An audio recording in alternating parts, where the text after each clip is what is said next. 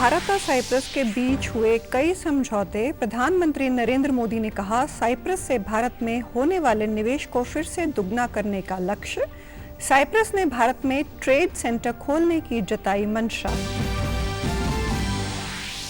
मुख्यमंत्री नायब सिंह सैनी ने Indo Japan conclave को किया संबोधित। जापान के निवेशकों को हरियाणा के साथ पार्टनरशिप करने का दिया निमंत्रण।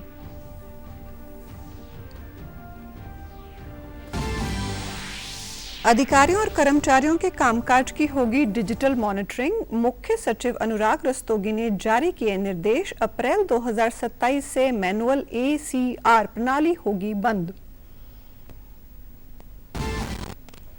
और फतेहाबाद में विशेष गहन पुनरीक्षण को लेकर तैयारियां शुरू। पहले मतदाताओं की पुरानी वोटर ID से की जा रही मैपिंग। परिवार के सदस्यों के वोटों को एक ही सीरियल के तहत किया जाएगा लिंक। नमस्कार, मैं हूं शैली तनेजा। अब समाचार विस्तार से। साइप्रस के राष्ट्रपति निकोस क्रिस्टोडेलिडेस भारत की यात्रा पर आए हैं। आज प्रधानमंत्री नरेंद्र मोदी ने नई दिल्ली के हैदराबाद हाउस में साइप्रस के राष्ट्रपति के साथ संयुक्त प्रेस कॉन्फ्रेंस को संबोधित किया। प्रधानमंत्री मोदी ने कहा कि भारत और साइप्रस के बीच बढ़ते भरोसे और भारतीय यूरोपीय संघ मुक्त व्यापार समझौते से नई संभावनाएं उभरी हैं। दोनों देश अगले 5 वर्षों में साइप्रस से भारत में होने वाले निवेश को फिर से दुगना करने का लक्ष्य लेकर आगे बढ़ेंगे। पीएम मोदी ने कहा, भारत और साइप्रस की मित्रता मजबूत होने के साथ साथ भविष्य उन्मुख भी है। पिछले 1 दशक में साइप्रस से भारत में निवेश लगभग दुगना हुआ है, जो दोनों देशों के बीच बढ़ते विश्वास का प्रतीक है। उन्होंने कहा, दोनों देशों ने संबंधों को और मजबूत बनाने के लिए माइग्रेशन एवं मोबिलिटी समझौते और सामाजिक सुरक्षा समझौते पर सहमति बनाई है। हमने बहुत गहराई से महसूस किया और आज आपकी भारत यात्रा हमारी शेयर्ड जर्नी का अगला महत्वपूर्ण पड़ाव है। फ्रेंड, भारत और साइप्रस की मित्रता मजबूत भी है और फ्यूचरिस्टिक भी है। लोकतंत्र और रूल ऑफ लॉ जैसे मूल्यों में साझा विश्वास हमारी साझेदारी के आधार है। हम सभी देशों की संप्रभुता और क्षेत्रीय अखंडता का सम्मान करते हैं। भारत इन सिद्धांतों के प्रति पूरी तरह प्रतिबद्ध है और आगे भी रहेगा। इसके अलावा दोनों देशों के बीच उच्च शिक्षा और संस्कृति के क्षेत्र में भी समझौते किए जा रहे हैं। दोनों नेताओं ने आतंकवाद, विशेषकर सीमा पार आतंकवाद के खिलाफ संयुक्त प्रतिबद्धता दोहराई। साइप्रस ने भारत में ट्रेड सेंटर खोलने की मंशा जताई है। दोनों देशों ने 2027 में राजनयिक संबंधों की 65वीं वर्षगांठ को संयुक्त रूप से मनाने पर सहमति जताई है। मुख्यमंत्री नायब सिंह सैनी ने कहा कि भारत और जापान के बीच वर्षों से मजबूत राजनीतिक एवं आर्थिक साझेदारी रही है। नेक्स्ट जनरेशन इंडस्ट्रियल इकोसिस्टम तैयार करने के लिए जापान के साथ मिलकर रेसिलिएंट सप्लाई चेन्स बन सकती हैं, जिससे स्मार्टर, ग्रीनर और समृद्ध भविष्य का निर्माण होगा। मुख्यमंत्री ने ये बात आज नई दिल्ली में आयोजित इंडो जापान कॉन्क्लेव में कही। सैनी ने सम्मेलन में पहुंचे जापान के निवेशकों को हरियाणा के साथ पार्टनरशिप करने का निमंत्रण दिया। ये पार्टनरशिप नवाचार, निर्माण, प्रौद्योगिकी, स्थिरता वे भविष्य के लिए होगी। उन्होंने कहा, देश की विभिन्न प्रमुख विकास परियोजनाओं में जापान की उन्नत तकनीक और सहयोग महत्वपूर्ण भूमिका निभा रहे हैं। उन्होंने कहा कि प्रदेश जापानी उद्योगों का सबसे बड़ा केंद्र बन चुका है। प्रदेश में लगभग 394 जापानी उद्योग और 600 से अधिक जापानी व्यावसायिक प्रतिष्ठान कार्यरत हैं।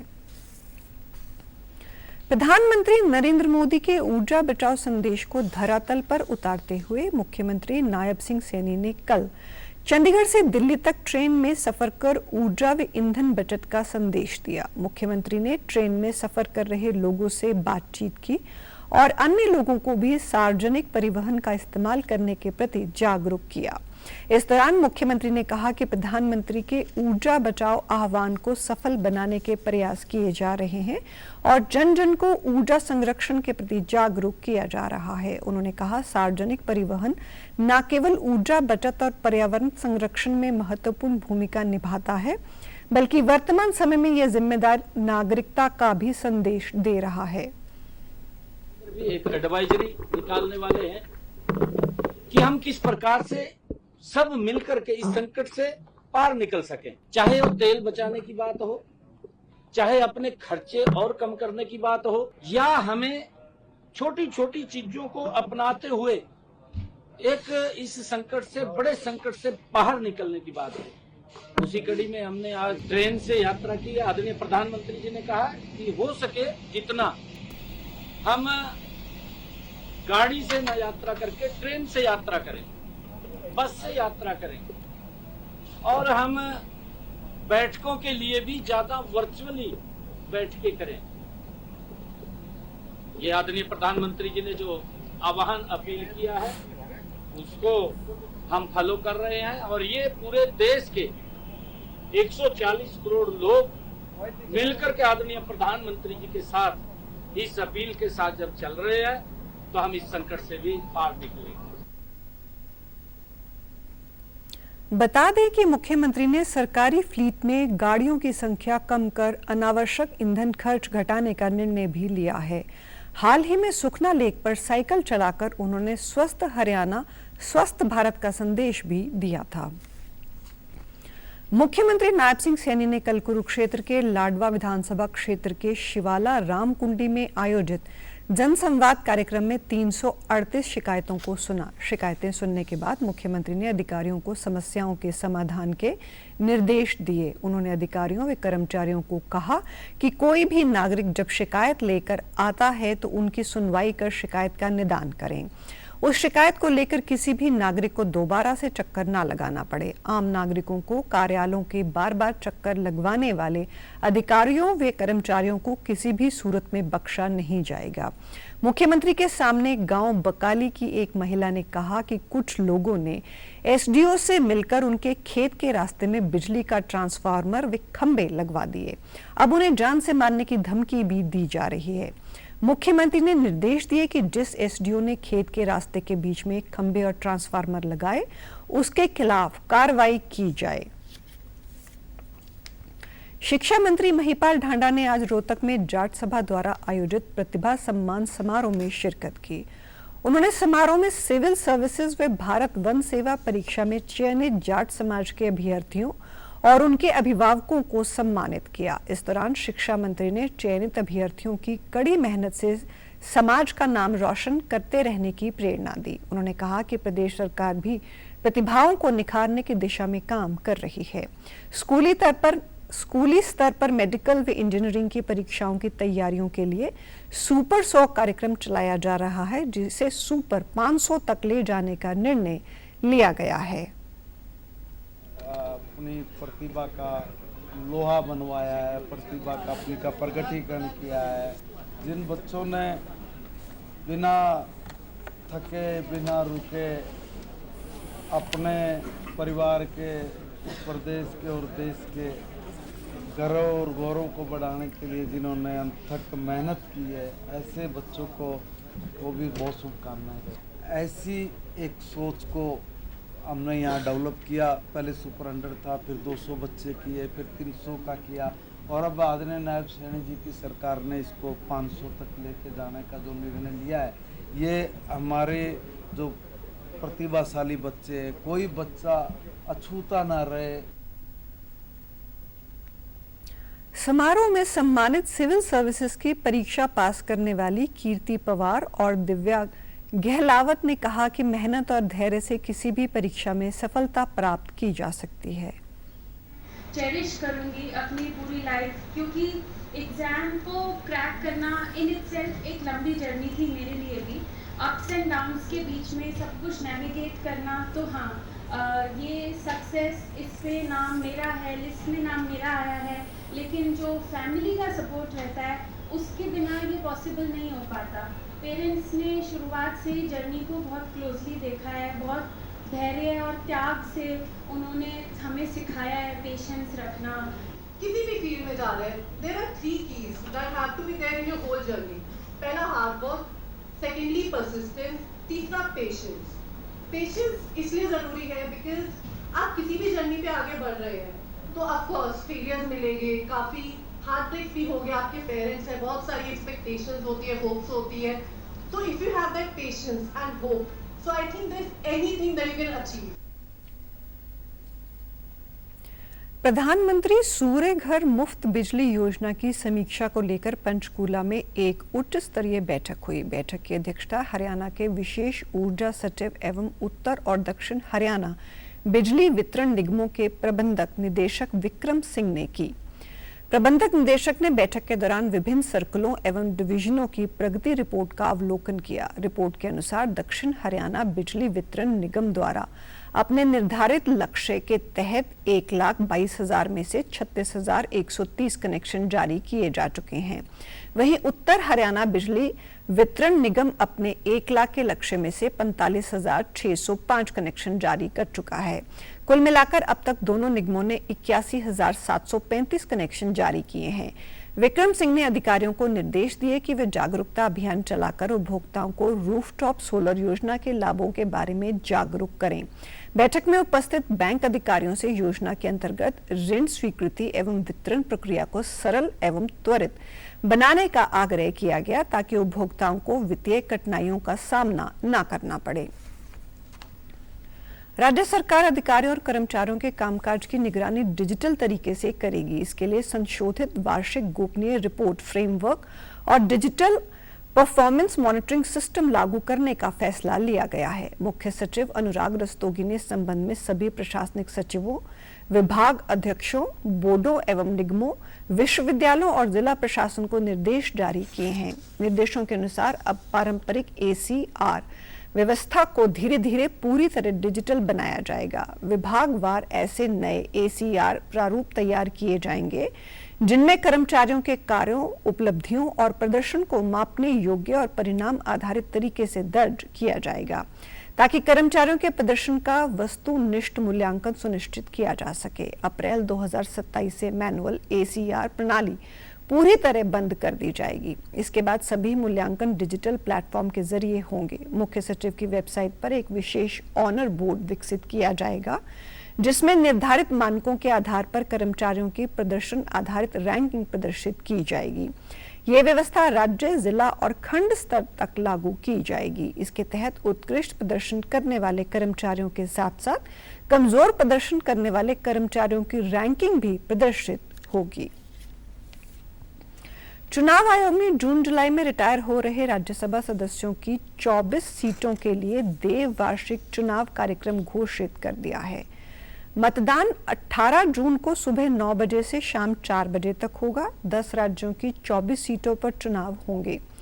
नामांकन की प्रक्रिया 1 जून से शुरू होगी, जबकि नामांकन दाखिल करने की अंतिम तिथि 8 जून निर्धारित की गई है। नामांकन पत्रों की जांच 9 जून को होगी और उम्मीदवार 11 जून तक अपना नाम वापस ले सकेंगे। 18 जून की शाम 5 बजे से मतगणना शुरू हो जाएगी और पूरी चुनाव प्रक्रिया 20 जून तक पूरी होगी। आयोग में निर्देश दिए हैं कि मतदान के दौरान केवल रिटर्निंग ऑफिसर द्वारा उपलब्ध कराए गए विशेष बैंगनी रंग के स्केच पेन का ही उपयोग किया जाएगा और किसी अन्य पेन से मतपत्र पर अंकित प्राथमिकता मान्य नहीं होगी। जिन राज्यों की सीटों पर चुनाव होंगे उनमें आंध्र प्रदेश, गुजरात, झारखंड, मध्य प्रदेश, मणिपुर, मेघालय, राजस्थान, अरुणाचल प्रदेश, कर्नाटक और मिजोरम शामिल हैं। पूर्व सांसद एवं अखिल भारतीय कांग्रेस कमेटी के विदेशी मामले विभाग के उपाध्यक्ष विजेंद्र सिंह के नेतृत्व में चल रही सद्भाव यात्रा का समापन कल भूपेंद्र सिंह हुड्डा के गढ़ रोहतक में होगा।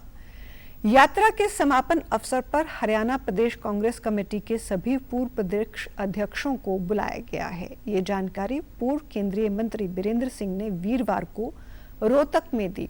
उन्होंने बताया कि 23 मई को रोहतक के राजीव चौक से दुर्गा भवन मंदिर तक लगभग 6 किलोमीटर की पैदल यात्रा निकाली जाएगी। हरियाणा निर्माण के 60 साल के इतिहास में पहली बार पैदल यात्रा निकाली गई है, जिसने प्रदेश के सभी विधानसभा क्षेत्रों में लगभग 2800 किलोमीटर तक जनसंपर्क किया है। बीरेंद्र सिंह ने केंद्र की मोदी सरकार की आर्थिक नीतियों की सराहना भी की। दिन हो चुके हैं और उसका जो समापन है वो 90 के 90 चुनाव क्षेत्रों में, रोहतक में अंतिम 90वां चुनाव क्षेत्र है जिसमें समापन होगा। 2800 किलोमीटर से ज्यादा यात्रा रोहतक में जब पूरी होगी तो 2800 किलोमीटर का यात्रा का सफर होगा। भाईचारा, सामाजिक एकता की मजबूती की सार्थक पहल इस बात की प्राथमिकता थी कि हम सामाजिक जो मुद्दा है हमारा उसको लेके चलें, और सामाजिक मुद्दा लोगों की पहचान बनेगा और लोगों को लगेगा कि हाँ ये जरूरी था सामाजिक रूप से। 12वें अंतर्राष्ट्रीय योग दिवस पर राज्य स्तरीय कार्यक्रम पंचकुला में आयोजित होगा, जिसको लेकर तैयारियां शुरू हो गई हैं। योग दिवस की तैयारियों के बारे में जानकारी देते हुए हरियाणा योग आयोग के चेयरमैन डॉक्टर जयदीप आर्या ने बताया कि इस बार अंतर्राष्ट्रीय योग दिवस हरित योग के तौर पर मनाया जाएगा। हरित योग के तहत प्रत्येक जिले में 10,000 औषधीय पौधे आयुष और वन विभाग के सहयोग से लगाए जाएंगे। उन्होंने सभी स्कूलों के प्राचार्यों से अपील करते हुए कहा कि यदि विद्यालय में पौधे लगाना चाहते हैं तो पौधों के लिए जिला आयुष अधिकारी व जिला वन अधिकारी से संपर्क करें। जानकर प्रसन्नता होगी कि हरित योग अर्थात प्रत्येक जिला स्तर पर न्यूनतम 10,000 औषधीय पौधे, जिसमें नीम, पीपल, जामुन, आज क्योंकि डायबिटीज बहुत बढ़ रही है और परंतु जामुन कम होता जा रहा है। लोग पहले घरों में जामुन लगा करता था, और जामुन के साथ साथ जैसे अर्जुन, बड़ का पेड़, और फिर हर्ब्स भी, जैसे हम बात करें तुलसी, गिलोय, एलोवेरा, इस प्रकार के छोटे छोटे पौधे जो घरों में लगाए जा सकते हैं, उसके लिए भी लोगों को प्रेरित किया जाएगा। और प्रत्येक योगशाला में, विद्यालय प्रांगण में, प्राइवेट और गवर्नमेंट के विद्यालय, मैं आपके माध्यम से सभी शिक्षा विभाग से जुड़े हुए प्राचार्यगणों से निवेदन करना चाहता हूं कि यदि वह अपने विद्यालय में औषधीय पौधे लगवाना चाहते हैं, कोई सरपंच महोदय लगाना चाहते हैं, वो जिला स्तरीय वन अधिकारी के साथ संपर्क करें। पलवल के श्री विश्वकर्मा कौशल विश्वविद्यालय में उच्च गुणवत्ता वाली कौशल आधारित शिक्षा प्रदान करने के लिए इस वर्ष 12 नए प्रोग्राम शुरू किए गए हैं। विश्वविद्यालय के कुलगुरु प्रोफेसर दिनेश कुमार ने कहा कि नए प्रोग्राम कौशल और रोजगार के लिहाज से बहुत महत्वपूर्ण हैं। इनमें D Pharma, B Pharma, BSc agriculture, B Voc air conditioner and B Voc interior design, B Voc French language, bachelor of performing art music, bachelor of fine art और LLM शामिल हैं। इसके अलावा BSc नर्सिंग और bachelor of physiotherapy के course भी विश्वविद्यालय में शुरू किए गए हैं। उन्होंने कहा कि जल्द ही इन कोर्स को मान्यता मिल जाएगी। कंप्यूटर के ज़माने में खासकर लोग काम करते हैं, तो गुरुग्राम में इतने सारी रिक्वायरमेंट है फिजियोथेरेपी की कि ऑलमोस्ट हर घर में एक फिजियोथेरेपी, तो भी उसकी आराम से वर्किंग, उसकी अर्निंग चल जाती है। बैचलर ऑफ फार्मेसी हमने शुरू किया है, जो 4 साल का प्रोग्राम है, और उसके माध्यम से हम लगभग 60 के करीब सीट हैं। उसमें भी हमारी अच्छी इसकी प्लेसमेंट रहेगी। चाहे तो बच्चे अपने BSc फार्मेसी करने के बाद में, बी फार्मा करने के बाद में अपनी प्राइवेट प्रैक्टिस कर सकते हैं, दुकान खोल सकते हैं, नौकरी कर सकते हैं। इतनी सारी रिक्वायरमेंट है कि पूछो ना। हमने BSc एग्रीकल्चर का प्रोग्राम अपनी यूनिवर्सिटी में इस साल से शुरू करने का निर्णय लिया है, तो ये भी बहुत बड़ी उपलब्धि है कि BSc एग्रीकल्चर जिसके लिए पूरी यूनिवर्सिटी है हिसार में, बहुत बड़ी। हालांकि हम उस लेवल पर नहीं जाएंगे, हम केवल BSc का प्रोग्राम शुरू करेंगे, MSc और रिसर्च नहीं करेंगे अभी, लेकिन ये भी हमारे लिए बहुत बड़ी उपलब्धि है। विश्वकर्मा कौशल विश्वविद्यालय प्रोफेसर दिनेश कुमार ने कहा कि जितने भी पैरामेडिकल प्रोग्राम हैं उन सब में दाखिले रोहतक PGI द्वारा आयोजित होने वाले CET के माध्यम से होंगे। वहीं बीटेक प्रोग्राम में admission Haryana state technical education society के माध्यम से किए जाएंगे। एसी एंड रेफ्रिजरेशन के क्षेत्र में स्किल लोगों की जबरदस्त मांग है। इसके लिए हमने कई जानी मानी कंपनियों से MOU किए हैं। ये कंपनी हर साल 500 से ज्यादा छात्रों को काम सिखाएगी और अच्छा पे करेंगी। हुआ है जिसके माध्यम से लगभग 500 से 600 लोगों को हम नौकरी देंगे तुरंत। लगभग 600-700 लोग हमसे इमीडिएटली चाहते हैं नौकरी के लिए। तो हमारा नौकरी देना काम नहीं है, हम तो ये पढ़ाते हैं यूनिवर्सिटी, पर हमने क्या किया है कि एक MOU साइन करके बच्चा फैक्ट्री में जाके काम करेगा, हम उसको सुबह शाम दिन रात जो भी होगा उसके माध्यम से उसकी पढ़ाई लिखाई भी कराएंगे। तो बच्चा पहले दिन से ही उसको लगभग 15,000 महीना वजीफा मिलेगा और उसको सस्ते दामों पर खाना रहना भी मिलेगा और इस तरह से बच्चा पढ़ेगा भी और बच्चा हमारे पास में डिग्री के लिए पढ़ता भी रहेगा और कमाता भी रहेगा। उन्होंने कहा, प्रधानमंत्री मोदी देश को सेमीकंडक्टर के क्षेत्र में आत्मनिर्भर बनाना चाहते हैं। इसको ध्यान में रखते हुए हमने BTech इलेक्ट्रॉनिक इंजीनियरिंग और PG diploma in semiconductor device packing शुरू किया है। बकरी ईद का त्योहार 28 मई को मनाया जाएगा। त्योहार को लेकर नूंह के पुलिस अधीक्षक डॉक्टर अर्पित जैन ने लोगों से प्रतिबंधित पशुओं की कुर्बानी न देने की अपील की है। कल फिरोजपुर झिरका गौशाला दौरा करने पहुंचे पुलिस अधीक्षक ने बकरी ईद पर जिला वासियों से शांति, भाईचारे और कानून व्यवस्था बनाए रखने की अपील की। उन्होंने बताया कि बकरी ईद को लेकर जिले भर में पुलिस प्रशासन द्वारा विशेष निगरानी रखी जा रही है। संवेदनशील क्षेत्रों में अतिरिक्त पुलिस बल तैनात किया जाएगा। वहीं सोशल मीडिया पर भी लगातार नजर रखी जा रही है ताकि भड़काऊ या अफवाह फैलाने वाली पोस्ट डालने वालों पर कड़ी कार्रवाई की जा सके। जो मौजूद लोग हैं उनसे बात हुई है और सभी ने मुझसे आश्वासन भी दिया है कि गौकशी नहीं होगी इस तरह। मेरा आपके माध्यम से सभी से ये आग्रह है कि जो गौकशी है वो कहीं पर भी ना हो और शांतिपूर्ण सौहार्दपूर्ण जो है अपना त्योहार मनाएं। फतेहाबाद जिले में विशेष गहन पुनरीक्षण को लेकर तैयारियां शुरू हो गई हैं। जिले में SIR का काम 15 जून से 14 जुलाई तक किया जाएगा। इससे पहले वर्ष 2002 के सभी मतदाताओं की उनके पुराने वोटर ID से मैपिंग की जा रही है। इस शुद्धिकरण अभियान के तहत जिन वोटर्स के नाम मिसमैच है या फोटो धुंधली है, उन्हें सुधारने का काम 31 मई तक हर हाल में पूरा कर लिया जाएगा। ये जानकारी जनगणना विभाग के मास्टर ट्रेनर रॉबिन कुमार ने दी है। उन्होंने कहा कि SIR के दौरान पूरे परिवार के सदस्यों के वोटों को एक ही बूथ और एक ही सीरियल के तहत लिंक किया जाएगा। इससे मतदान के दौरान परिवारों को अलग अलग बूथों पर भटकना नहीं पड़ेगा और सभी एक बूथ पर वोट डाल सकेंगे। उससे पहले हर एक वोटर को 2002 में पहले हरियाणा में SIR हुआ था, तो 2002 के वोटर हैं उनको मैपिंग करी जा रही है उनकी पुरानी वोट के साथ। इसके साथ ही एक नया अभियान चला हुआ है, ब्लर फोटो है जो, या किसी की फोटो मिसमैच हो रही है, छोटी फोटो है, किसी के नाम की कोई करेक्शन है, उसके लिए स्पेशल अभियान SIR के साथ चलाया जा रहा है। ये 31 मई तक हो जाएगा कंप्लीट। उसके बाद 1 जून को जो वोटर लिस्ट है वो फ्रीज हो जाएंगी। उसके बाद SIR से रिलेटेड काम चलेगा। SIR में 2002 का जो वोटर है उसके जो फैमिली मेंबर हैं उनको एक वोट के साथ पूरे परिवार को लिंक किया जाएगा। विशेष गहन पुनरीक्षण को लेकर BLO और शिक्षकों में काफी उत्साह है। एक शिक्षक ने बताया कि हमारा लक्ष्य है कि कोई भी पात्र मतदाता छूटने ना पाए। लाइट द्वारा खींचाया एक मैप है वो दिया गया है।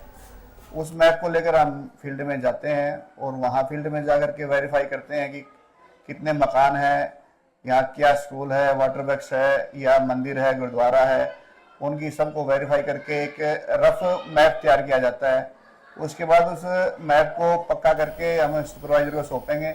सुपरवाइजर उसकी वेरीफाई करेगा। वेरीफाई करने के बाद हम फिर बिल्डिंग नंबर देंगे हर एक मकान को, चाहे वो रेजिडेंस है चाहे वो नॉन रेजिडेंशियल है। नंबर अलॉट होने के बाद फिर हम उस बिल्डिंग में रहने वाले परिवारों के बारे में जानकारी प्राप्त करेंगे, कितने परिवार रहते हैं, उनका क्या कैसा फर्श है, कैसी दीवारों का मटेरियल है, कैसे फर्श छत का है इत्यादि।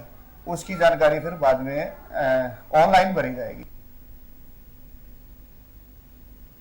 सिरसा स्थित वीटा मिल्क प्लांट परिसर में अत्यधिक कीनू जूस प्रोसेसिंग प्लांट जल्द स्थापित किया जाएगा। इससे सिरसा सहित आसपास क्षेत्र के कीनू उत्पादकों को फायदा होगा। जिले में 12,696 हेक्टेयर में कीनू की खेती की जाती है। रविवार को सहकारिता मंत्री डॉक्टर अरविंद शर्मा ने प्लांट का औचक निरीक्षण किया और व्यवस्थाओं का जायजा लिया। प्लांट के मुख्य कार्यकारी अधिकारी दिनेश मेहता ने बताया कि कीनू प्रोसेसिंग प्लांट लगाने से कीनू किसानों को लाभ मिलेगा। अच्छा, और हमारे को सजेशन भी दिए हैं कि जो हमारे वीटा बूथ्स हैं उनका क्लीनिंग चाहिए, अच्छे बूथ होने चाहिए, लुक वाइज अच्छे दिखने चाहिए, अच्छे बैनर, पता चलना चाहिए वीटा एक ब्रांड है। और फिर जैसे ही उन्होंने हमारी प्रक्रिया आगे बढ़ी तो उन्होंने ये भी हमें बताया कि किन्नू प्लांट सिरसा में 3 एकड़ जमीन में किन्नू प्लांट बनने जा रहे हैं, जिससे कि यहाँ की सिरसा के किसानों को इसका उचित मूल्य मिल पाएगा, क्योंकि सिरसा के सराउंडिंग एरिया में बहुत से किसान हैं जो कि किन्नू की बागवानी करते हैं। किन्नू से जो उचित मूल्य मिलेंगे, इससे हमारे किसानों को बहुत प्रॉफिट होगा। ये एक अच्छा सरकार की पहल है।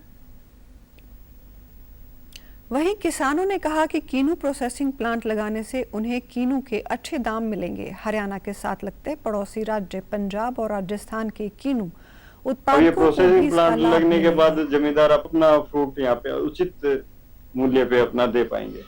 अभी मेरा 31 एकड़ में है। उसमें क्या है कि पहले तो अपना कुछ फ्रूट उसका डैमेज हो जाता था, और अभी जो डैमेज नहीं हो पाएगा, जो उसका फ्रूट है उसका प्रोसेस में चला जाएगा।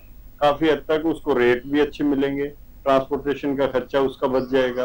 जब सरकार की तरफ से सिरसा के वीटा मिल्क प्लांट में जो प्रोसेसिंग प्लांट लगाने की सरकार ने घोषणा की है, उस घोषणा के बाद में किसानों के चेहरे खिले हुए हैं। चौधरी चरण सिंह विश्वविद्यालय में कार्यक्रम किया था।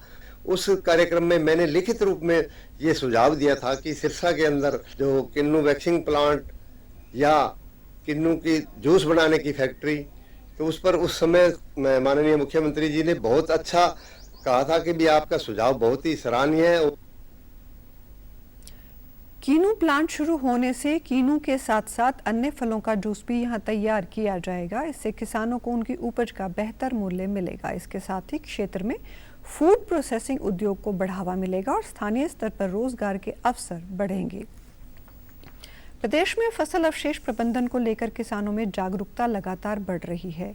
किसान अब खेतों में बचे फानों को जलाने की बजाय वैज्ञानिक तरीके अपनाकर पर्यावरण संरक्षण के साथ साथ भूमि की उर्वरता बढ़ा रहे हैं। अंबाला जिले में गेहूं कटाई के बाद किसानों ने फानों को जलाने की बजाय रोटावेटर, हैप्पी सीडर और मल्चर जैसे आधुनिक कृषि मशीनों का उपयोग कर अवशेषों को मिट्टी में मिला दिया। इससे अवशेष धीरे धीरे प्राकृतिक खाद में परिवर्तित होते हैं, जिससे मिट्टी की उर्वरक क्षमता और जल धारण शक्ति में वृद्धि हो रही है। कृषि विभाग के तकनीकी सहायक दीनदयाल शर्मा ने बताया कि इस बार सैटेलाइट निगरानी के दौरान किसी भी किसान द्वारा जानबूझकर फसल अवशेष जलाने का मामला सामने नहीं आया। हालांकि 55 स्थानों पर आग लगी, लेकिन जांच में सामने आया कि शॉर्ट सर्किट के कारणों ये घटनाएं हुई हैं।